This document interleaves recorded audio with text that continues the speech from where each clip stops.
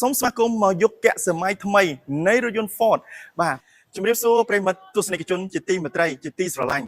សម្រាប់ប្រិយមិត្តទស្សនិកជនដែលកំពុងតែពិភាក្សាគ្នាចង់បានរថយន្តមួយដែលជួយសន្សំសំចៃប្រេងឥន្ធនៈនាពេលបច្ចុប្បន្ននេះហើយជាពិសេសចង់បានរថយន្តមួយដែលមានទំនុកចិត្តខ្ពស់ពីខាងក្រុមហ៊ុនទៅតែម្ដងហើយខាងក្នុងមានភាពធំទូលាយសមាជិកច្រើនផាសុភាពពេលនេះក្រុមហ៊ុន Ford បានសម្រេចចិត្តយកប្រភេទរថយន្តមួយប្រភេទដែលល្អមែនទែនសម្រាប់ពុកម៉ែបងប្អូននាពេលបច្ចុប្បន្ននេះនោះគឺ The All New Ford HL ឆ្នាំ